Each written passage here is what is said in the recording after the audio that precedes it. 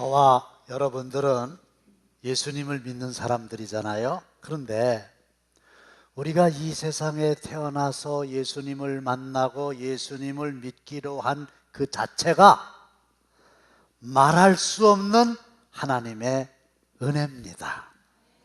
그런데 예수님을 믿되 바로 잘 믿어야 되지요. 복음을 잘못 이해하면 십자가의 은혜로 우리의 모든 죄가 다 용서함 받았으니 죄를 지어도 괜찮다, 이렇게 오해하기가 쉬워요. 죄를 지으면 하나님이 또 용서해 줄 테니까. 그래서 회개를 해도 건성건성 회개를 하고 넘어가고, 죄와 아주 치열하게 싸우지를 않아요. 사실상 복음의 왜곡이지. 누구든지 제대로 예수님을 만나서 제대로 예수님을 믿으면 그 사람은 완전히 변화가 되는 거거든요.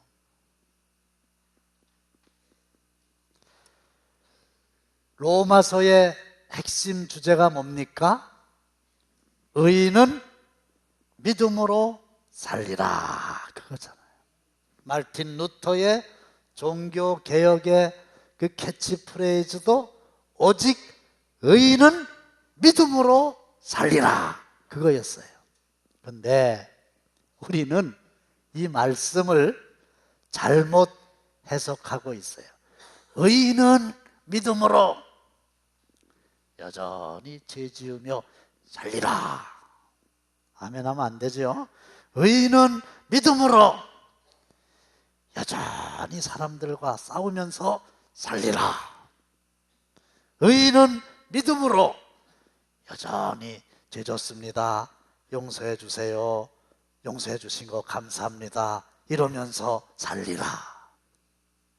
잘못된 거예요. 그러면 어떻게 믿어야 될까요? 의인은 믿음으로 의롭게 살리라. 맞지요? 의인은 믿음으로 순종하며 살리라. 의인은 믿음으로 사랑하며 살리라. 그게 맞죠.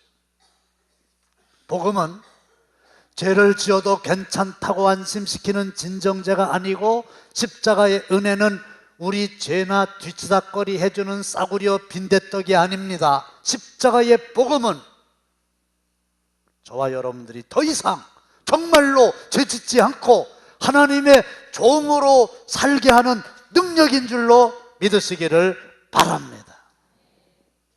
내가 어느 편에 속해 있느냐, 그리고 누구의 말에 순종하느냐, 이거는 너무 중요한 일입니다. 6장 16절입니다. 시작. 너희 자신을 종으로 내주어 누구에게 순종하든지 그 순종함을 받는 자의 종이 되는 줄을 너희가 알지 못하느냐. 한 개인이 어디에 속해서 누구의 말에 순종하느냐가 그의 종이 된다는 거예요. 보세요. 희한합니다. 똑같은 사건인데 여당의 대변인이 발표하는 내용하고 야당의 대변인이 발표하는 내용은 거의 반대입니다. 왜 그럴까요? 나는 여당에 속해 있다, 그거예요. 그래서 여당의 입장을 대변하고 여당의 시각으로 바라보고 여당의 입장에서 해석하고 말하는 거예요. 야당은 또 야당대로. 친박이냐 비박이냐 주류냐 비주류냐 어디에 속해서 누구의 말을 듣느냐, 그게 중요한 거예요. 그런데 우리에게는 두 가지의 길이 있으니, 하나는 죄의 종 노릇을 하느냐, 아니면 하나님의 종 노릇을 하느냐, 이건데, 로마서 6장 20절로 22절 말씀을 보시면 너희가 죄의 종이 되었을 때에는 그 마지막이 사망임이라.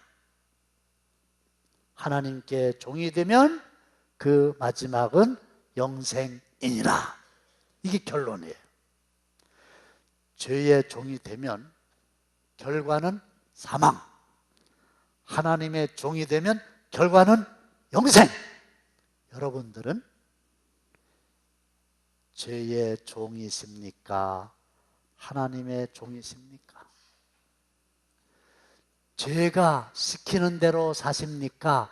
하나님이 말씀하시는 대로 사십니까? 예수님을 제대로 만나고 복음을 제대로 이해한다면 사람이 달라져야 되는데 어떻게 달라지는지 아세요? 전에는 죄에 속하여 죄의 종 노릇을 하며 살았는데 이제는 하나님께 속하여 하나님의 종으로 살아가게 되는 겁니다. 16절에는 순종의 종, 18절에는 의의 종, 22절에는 하나님의 종이라는 말씀이 나오는데 이 말은 누구든지 예수님을 믿으면 의로운 하나님의 인도하심을 따라서 순종의 삶을 살 수 있게 된다, 그런 뜻입니다. 그런데 예수를 믿기만 하면 가만히 있어도 저절로 순종의 종, 의의 종, 하나님의 종이 되느냐? 그렇지 않습니다. 로마서 6장 19절입니다. 시작. 너희가 너희 지체를 부정과 불법에 내주어 불법에 이른 것 같이 이제는 너희 지체를 의에게 종으로 내주어 거룩함에 이르라. 너희 지체를, 너희의 몸을, 아니 몸에 붙어있는 눈, 코, 귀, 입, 손, 발, 이런 것들을 부정과 불법에 내어줘서 불법의 종이 되지 말고 너희의 지체를 의에게, 하나님께 내어주어서 거룩하게 살아라. 여기서 중요한 건 내어준다, 그 말이에요. 내가 나의 몸을 불법과 부정의 종으로 내어주느냐, 하나님의 종으로 내어주느냐, 이것은 전적으로 내 마음에 달려 있어요. 보세요. 누구든지 죄를 지으면 교도소에 가야 됩니다. 가기 싫어도 공권력에 의해서 강제 집행됩니다. 끌고 갑니다. 그런데 술집에 가느냐 마느냐는 다른 문제예요. 우리가 결정하기에 달린 거예요. 술집에 내가 갔다 그러면 그냥 내가 술집에 가야지, 그래서 간 거예요. 나는 안 가려고 그러는데 경찰이 와가지고 어느 날 수갑을 채워가지고 나를 술집에 데려갔다, 그런 일은 없는 거란 말이에요. 그거와 똑같이 여러분들이 오늘 11월 6일 11시 예배에 오셨잖아요. 어떻게 해서 오신 거예요? 여러분들이 마음에 결정을 하신 거예요. 아, 내가 11시 예배에 꼭 가야지, 그러고 오신 거지. 한 분도 오기를 원하지 않는데 체포해가지고 억지로 끌고 온 일은 없다, 그 말이에요. 무슨 말입니까? 내가 죄의 종 노릇을 하며 살 거냐, 죄에게 나의 지체를 내어줄 거냐, 아니면 하나님의 종으로 내 지체를 하나님께 내어줄 거냐, 이거는 우리 마음에 달려있다는 거예요. 17절 18절입니다. 시작. 너희가 본래 죄의 종이더니 너희에게 전하여 준 바 교훈의 본을 마음으로 순종하여 죄로부터 해방되어 의에게 종이 되었느니라. 마음으로 순종해서 죄로부터 해방되어 자유를 얻게 되었다. 그 말 아닙니까? 그러면 이제 여러분들이 이런 질문을 하실 수가 있어요. 목사님, 사람이 마음으로 죄의 종이 될 거냐, 하나님의 종이 될 거냐 결정하는 데에 달려 있다면 예수님은 무슨 필요가 있고 성령님은 무슨 필요가 있고 십자가는 또 뭡니까? 아니 내가 그냥 결심하면 되는 거 아닙니까? 이렇게 생각하시기 쉽잖아요. 근데 그렇지 않아요. 누구든지 예수님을 만나기 전에는 별짓을 다 해도 뭐 입술을 깨물고 차돌같이 단단한 결심을 하고 뭐 애를 쓰고 그래도 절대로 그 죄의 종에서 벗어날 길이 없어요. 이걸 아시는 하나님께서 예수님을 이 땅에 보내주시고 우리의 해결할 수 없는 죄를 예수님께 뒤집어 씌워서 예수님께서 십자가에 피 흘려 돌아가신 것을 믿기만 하면 하나님은 우리의 죄를 다 용서하시고, 할렐루야, 그 다음에 죽은 지 사흘 만에 죽음의 권세를 깨뜨리시고 부활하셔서 성령과 더불어 우리와 함께하는 예수를 믿으면 우리는 그때서야 비로소 성령의 도우심을 받아 우리의 마음이 죄에서 하나님으로 옮겨갈 수 있는 거예요.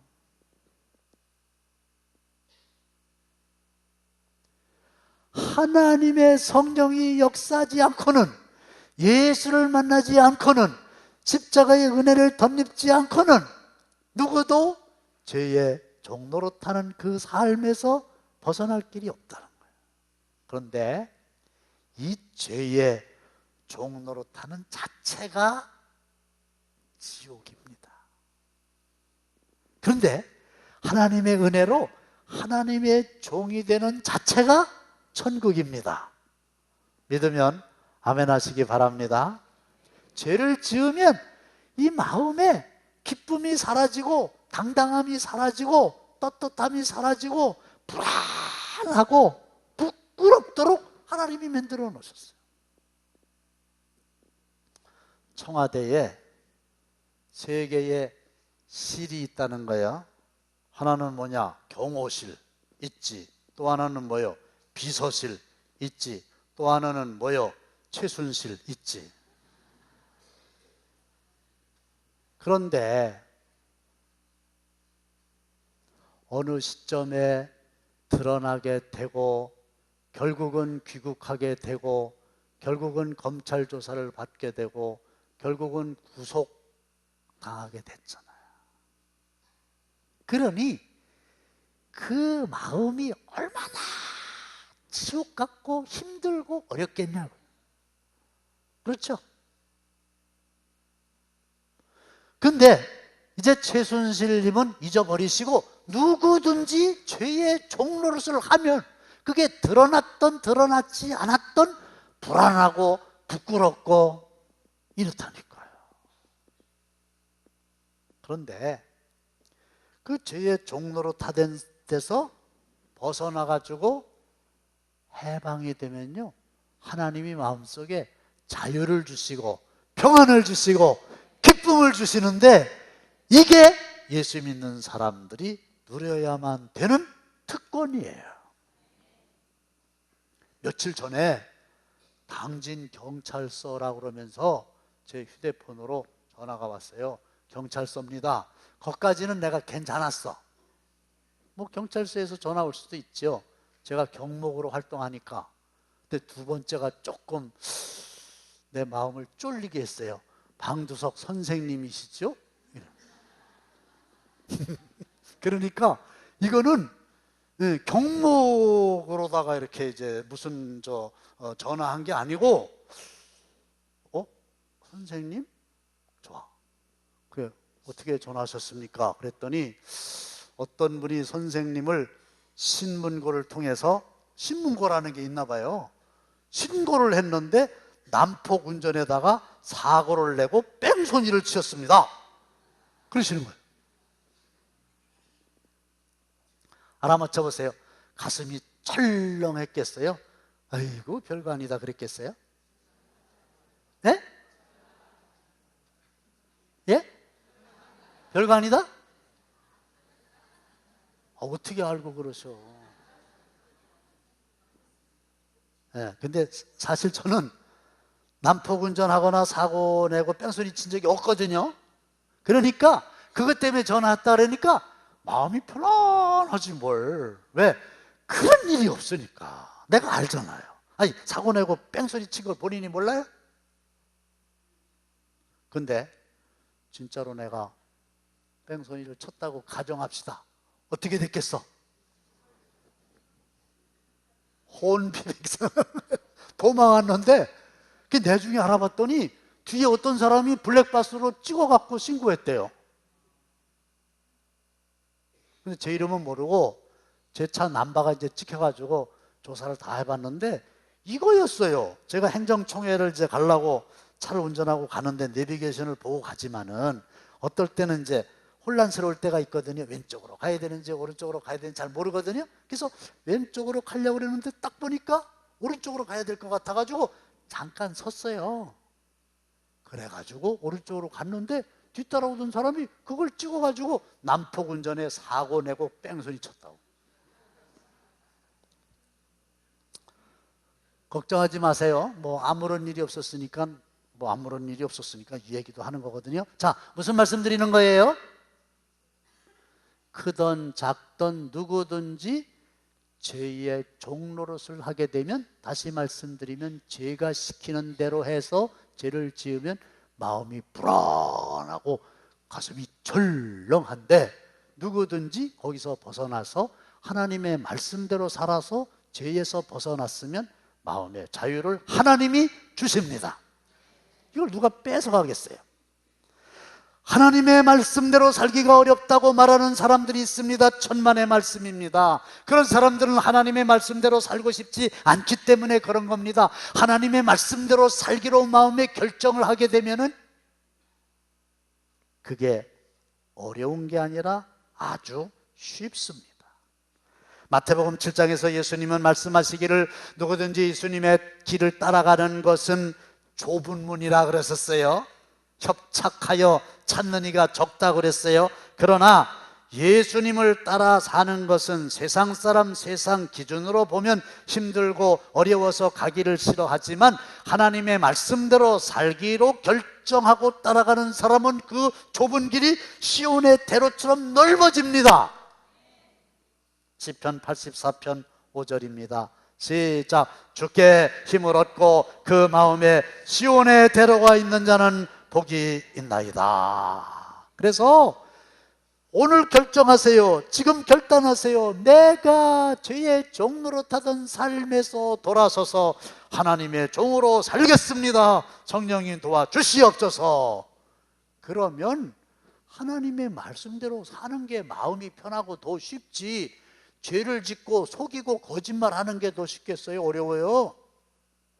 오대식 목사님이라고 하는 분의 설교 중에 감명 깊은 예화가 있습니다. 일본에서 목회하실 때 한 교회에서 설교를 하시는데 예배 중에 남성 중창단의 특별 찬양 순서가 있었다고 그럽니다. 찬양하러 나온 3명의 남자들 보고 회중들이 깜짝 놀랐어요. 그들은 야쿠자들이었기 때문입니다. 일본 깡패, 큰 치구에 걸어 나오는 자세가 심상치 않고 입고 있는 라운드티, 그리고 팔에 이렇게 새겨져 있는 문신, 이런 걸 보기에도 너무 위압적이에요. 그런데 찬양이 시작되며 그들의 아름다운 목소리에 또 한 번 놀랐어요. 너무 감동적인 거예요. 그래서 눈을 감으면 큰 은혜가 되고 눈을 뜨고 보면 그들의 위협적인 자세 때문에 시험에 들고 이제 그런 거예요. 그런데 찬양이 다 끝난 후에 한 사람이 짧은 간증을 했는데, 우리에게는 세 가지의 공통점이 있습니다. 하나는 우리가 야쿠자였다는 거고, 또 하나는 아내가 다 한국 사람이라는 사실입니다.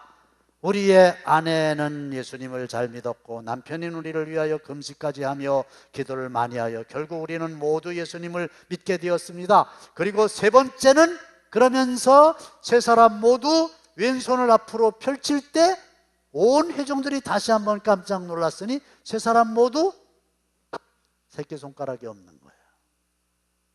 그 자리에 있던 일본 사람들은 그것이 무엇을 의미하는지 너무나 잘 알기에 모두 숙연해졌습니다.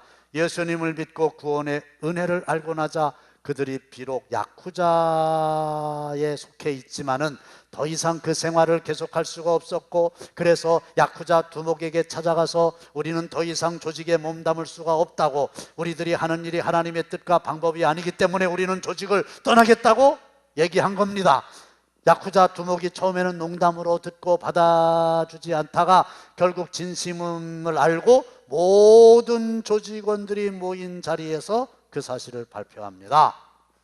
이 세 사람은 예수를 만나서 이제 바르게 살기로 결단하여 우리 야쿠자 조직을 떠나기로 했다. 그래서 내가 허락한다. 그리고 칼을 하나 탁 갖다가 탁좌에다가 팍 꽂은 거예요.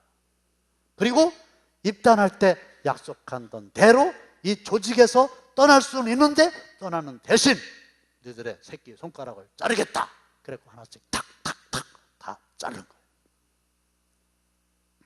오대식 목사님이 성도들에게 이렇게 물으셨어요. 여러분은 예수님을 믿고 따르기 위해서 무엇을 잘라냈습니까? 저는 여러분들에게 오늘 묻습니다. 여러분들은 과거에 예수를 제대로 알지 못했을 때에 옛사람으로 죄의 종노릇되어 죄를 짓고 살았었는데, 이제 예수님을 제대로 알고 하나님의 뜻대로 살기 위하여 무엇을 잘라냈습니까? 무엇을 포기하셨습니까? 그리고 무엇을 잘라내기를 결단하십니까? 목사님 손가락 좀 봅시다. 빨리. 양쪽 다 시퍼렇게 살아있네요. 저도 살아있어요. 우리가 야쿠자의 그 조직에 몸을 담고 있다가 나오는 게 아니니까 새끼손가락을 자를 이유는 없어요. 근데 죄의 종로로 타던 우리가 참된 복음을 만나 예수를 나의 삶의 구세주로 모시고 나서도 잘라내는 게 없다면, 결단하는 게 없다면 우리의 삶이 달라지겠어요?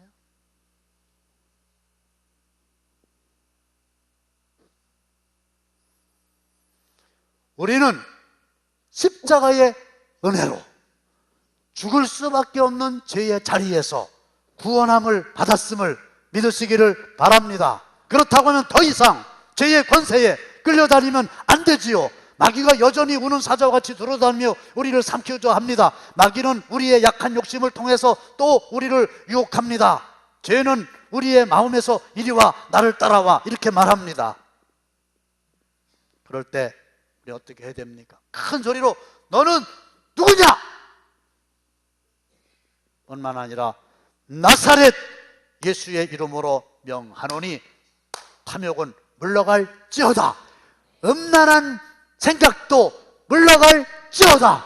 어두운 생각도 물러갈지어다. 이렇게 호통을 쳐야죠. 성령님이 갈망할 때 도와주셔서 그렇게 살 수 있도록 축복해 주시는 줄로 믿습니다. 마지막으로 말씀 하나 드리고 결론 내려고 그러는데요.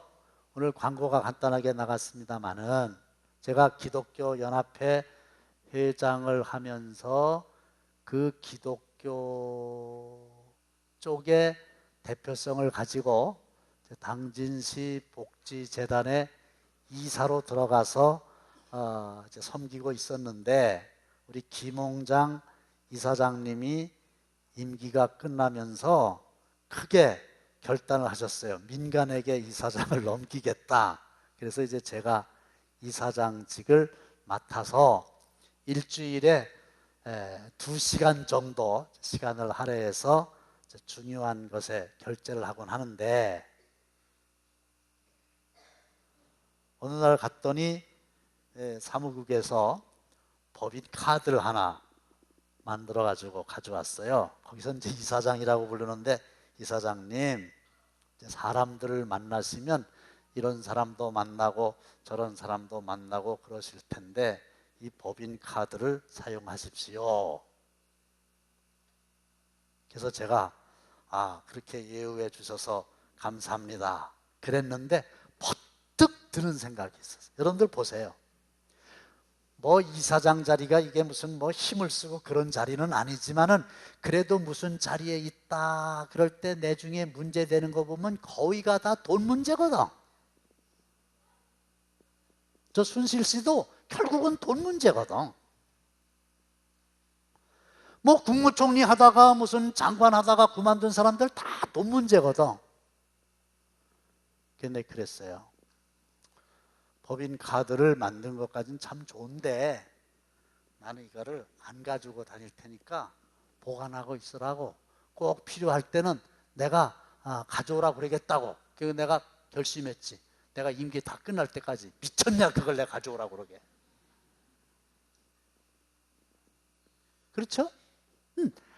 아예 조금이라도 사심을 버리고 그냥 당신들이 가지고 계세요 이랬더니요, 여러분들 그 마음속에 오는 평안을 여러분들 경험해 보셨습니까? 상상해 보실 수 있겠죠?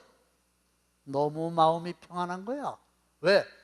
뭐 그걸 하면서 물질에 대해서는 죄를 지을 확률이 전혀 없으니까.